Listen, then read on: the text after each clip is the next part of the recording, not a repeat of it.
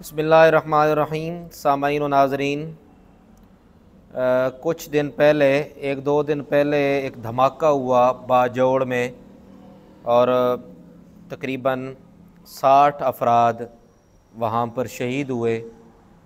دیکھیں، یہ جو معاملہ ہے یہ ایز اے مسلمان ہم سب کے لیے افسوسناک حادثہ ہے، اور ہم سب ان لواحقین جن کے افراد شہید ہوئے ان کے غم میں برابر کے شریک ہیں۔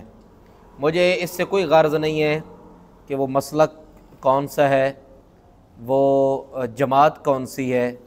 مجھے صرف یہ غرض ہے کہ تمام ہم مسلمان ہیں، اور اگر کوئی کابل کا رہنے والا ہے، کوئی افغانستان کا رہنے والا ہے، یا دنیا کے کسی بھی کونے کا رہنے والا ہے، جب کسی بھی مسلمان کو تکلیف ہوگی تو وہ میرے جسم کو تکلیف ہے، میرے ایک ایک انگ کو، میرے جسم کے ایک ایک حصے کو تکلیف ہے، اور ہونی بھی چاہیے۔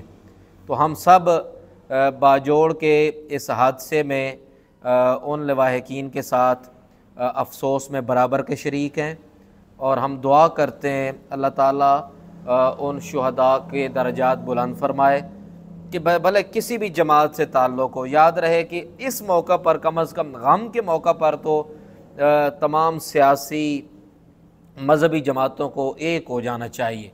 یہ میں تمام جماعتوں سے بھی گزارش کروں گا، سیاسی جو جماعتیں ہماری مذہبی جماعتیں ہیں ان سے بھی میں گزارش کروں گا کہ مسلمانوں کو ایک ہونا چاہیے۔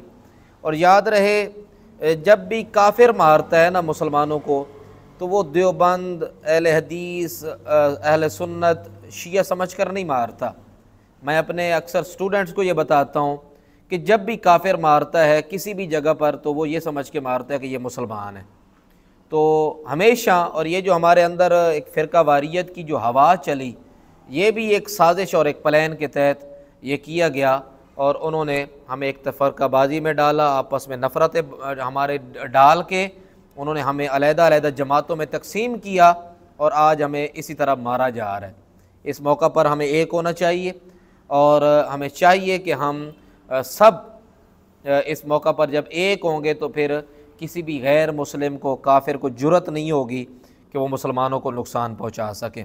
اللہ تعالیٰ ان شہداء کے درجات بلند فرمائے اور ان کے لواحقین کو صبر جمیل عطا کرے۔ تو میں ان کے لیے مختصر سی فاتح خوانی اور دعا کر لیتا ہوں، اور آپ بھی میرے ساتھ دعا میں شریک ہو جائیں، تاکہ یہ فاتح خوانی اور اصحال کا صدقہ اور اس کا ثواب بھی ان لواحقین کو ان شہداء کو پہنچ جائے۔ اللہ تعالیٰ ہماری اس کوشش کو، آج کی اس دعا کو اللہ تعالیٰ اپنی بارگاہ میں قبول کرے۔ آمین۔ اللہم صلی علی سیدنا و مولانا محمد وعلی آل سیدنا و مولانا محمد وبارک وسلم۔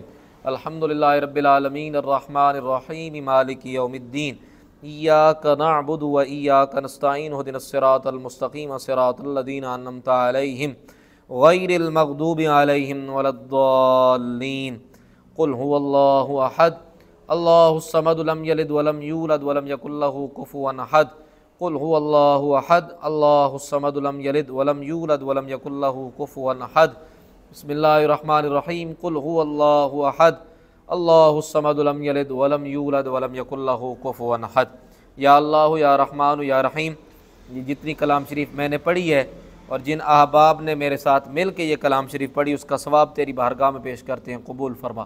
تیرے پیارے حبیب صلی اللہ علیہ وآلہ وسلم کی بارگاہ میں پیش کرتے ہیں، قبول فرما۔ اور حضور علیہ الصلاۃ کے وسیلہ جلیلہ سے 1,24,000 کم و بیش انبیاء کرام کے روایت طیبات کو پیش کرتے ہیں، قبول فرما۔ حضور علیہ الصلاۃ کے والدین کریمین، ازواج مطہرات، خلفائے راشدین، اہل بیت اطہار، اور تمام صحابہ کرام، اولیاء کرام، علماء کرام، شہدائے اسلام، شہدائے پاکستان، جتنے لوگوں نے آج تک ملک پاکستان کے لیے قربانیاں پیش کی، سب کی ارواح کو پیش کرتے ہیں، قبول فرما۔ خصوصاً بالخصوص اس دھماکے میں جو لوگ شہید ہوئے، ان سب کی ارواح طیبات کو پیش کرتے ہیں، قبول فرما۔